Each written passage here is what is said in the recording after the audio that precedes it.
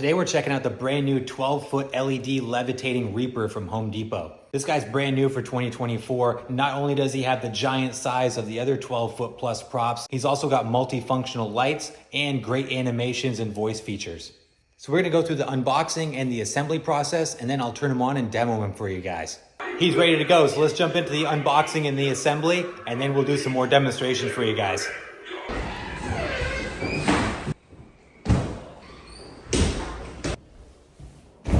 All right, check it out. Here is the box for the 12-foot giant-sized levitating Reaper. I'm excited for this one.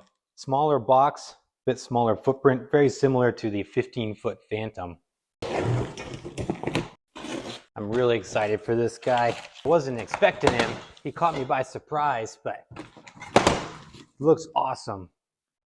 I'm uncertain if I'm going to keep him though, because here on Cape Cod, the wind is really bad, especially in the fall. It's hurricane season. But we're gonna unbox him and set him up, and then I'll make a call after that. My wife and son are out of town. This is what happens when you leave me here by myself. Halloween decorations in the living room. This is big torso. Oh, that's heavy. Wires going out to his hand. Oh, we got lights in his palms. Cool. Our power adapters. The skull looks really good. His jaw moves. Ah, I like this guy already. Base. His shoulders. Base is in two pieces. It's the other half. Like all other giant Home Depot props, we have the instructions on the box flaps. You also get the printed instruction guide here, and with the QR code if you want to use the built app. Step one, we're going to assemble our base. Like I said, it's in two pieces. We'll part with the protrusion here is going to go in the back. A couple light pieces of hardware here. At these Allen screws, we're going to screw the base together. All right, next step, we need C and F.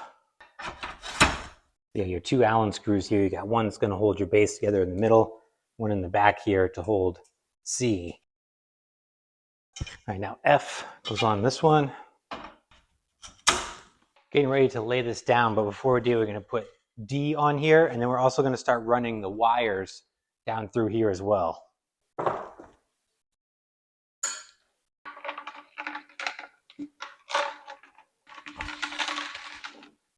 Right, now D goes over. Now we lay it down.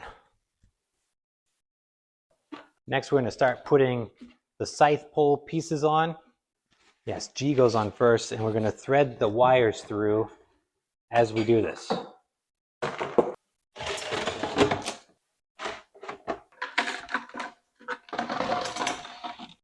Next up, we're going to put I in here. Next up is J. We're going to start putting an arm on here. Next up, we have K. We got his fist here is going to go on, so he's going to hold it. See, he's empty here on the bottom. Plug his hand in here too. Next up, L and M. So another piece of the staff is going to go in here. This thing's getting huge. Be tight clearance when I lift this up. We're going to see. I hope that's the end of the height on this thing. All right, getting into his cloak here. These things always give me fits. Hopefully this is too painful. There's a hook and loop in the back. I'm looking for his left. So this must be his left right there, over his arm. 50-50 chance we got it right. We'll see. All right, things are getting tricky now, so I'm going to do O and P, kind of get into his structure now. So one side of O, like his shoulder, is going to go into his arm here. And things are getting tricky now. I'm losing confidence as I get going here. So it is, I put O, it's kind of his shoulders. And then you have P goes on the back. Looks like it just kind of runs down. So you can kind of see his shoulders behind the scythe, and his arm's going to come around and hold it, I'm assuming is how this is going to go. Okay, next we have his other arm, and then we got his rib cage.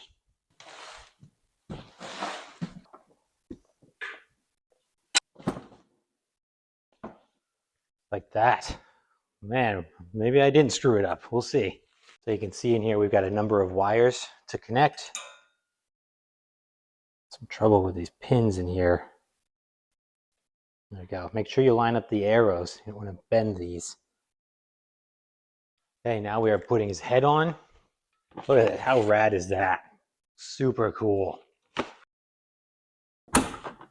And I missed a step here. I got to put his noise box and stuff on the bottom of P on the rod that goes in his back. With everything installed in here, there's a lot of wires to plug in. Everything is color coded, so just make sure you match all your colors up. It's all plug and play, running down to his waist here. I think we got everything plugged in. Should be good to go there. Oh boy, I underestimated this project. This was not the right thing to try on a Tuesday night. I think we start building out the rest of the scythe now. Oh my gosh, this thing is massive. Holy cow. There's another screw right there. Look at the size of this blade. Man.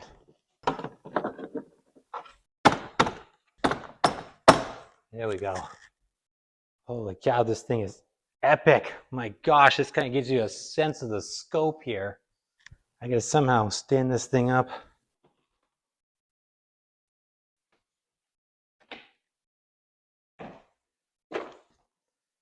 This one should be a two-person job. I'm feeling, oh, maybe not. Ah, I'm hitting the ceiling up there.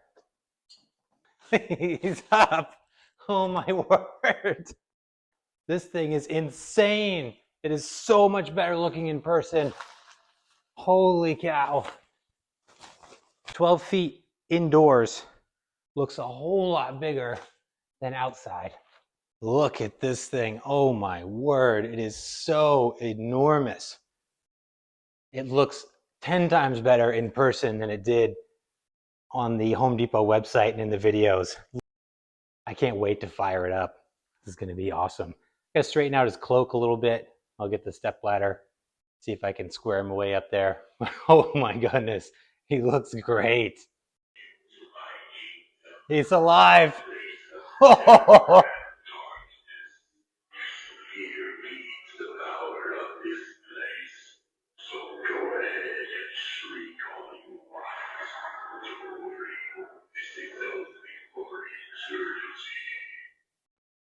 Oh my gosh, so cool.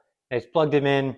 He calibrated for about 5 or 10 seconds and then realigned his head and was good to go. Just started talking just like that. I'm gonna mess with the volume a little bit and then I'll turn the lights off so we can check him out. Here he is with the lights off. Yeah, it looks fantastic. He's got a couple different settings with the lights on. You can change the colors of the lights. You can have them steady state. You can have them on the cycle. That's what I have here. He's got a lights only. He's got a sensor and he's got a timer function. So I'm still trying to figure out the sensor. I think I've got something blocking it. It's somewhere on the bottom right-hand part of his rib cage there. I haven't been able to figure it out. I'm trying to get him to make some noise for you guys.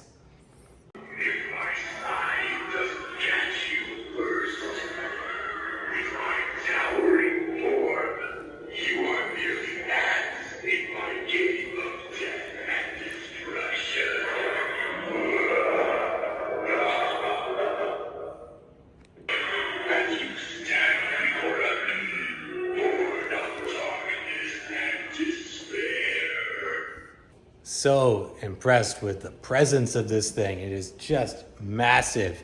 It would look fantastic out in the wind with a light breeze, because I'm a little concerned about how it will hold up in the harsh wind where you just have that one pole. To be determined.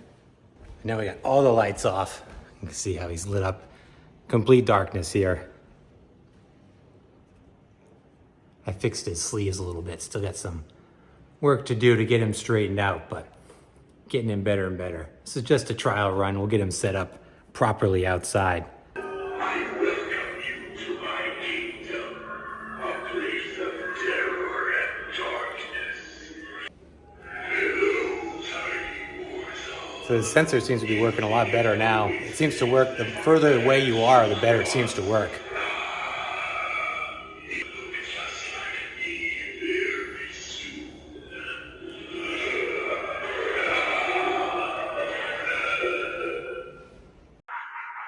Yeah, the sensor's working really good now. I'm about 15 feet away, and it seems to pick me up really, really well from this distance.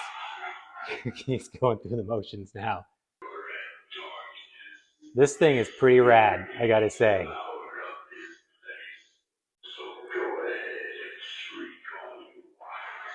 All right, my friends, there he is, the 12-foot levitating Reaper. Very pleasantly surprised with this guy. He looks great. So much better than I was expecting. Look at him floating back there in the corner. I like his features. Now they got the sensor figured out. He works really, really well. Got the volume adjustment on it so you can control the loudness. Even at full volume, he's not super, super loud. He sounds really good still going on back there. I like that you get a giant size prop like this that has some animation to it. Some of the other giants that we've had, the other 12 footers, look great, but they don't have the movement and the sound like this guy does. So I really like that he's got the size and he's got the animation to really up that cool and scary factor.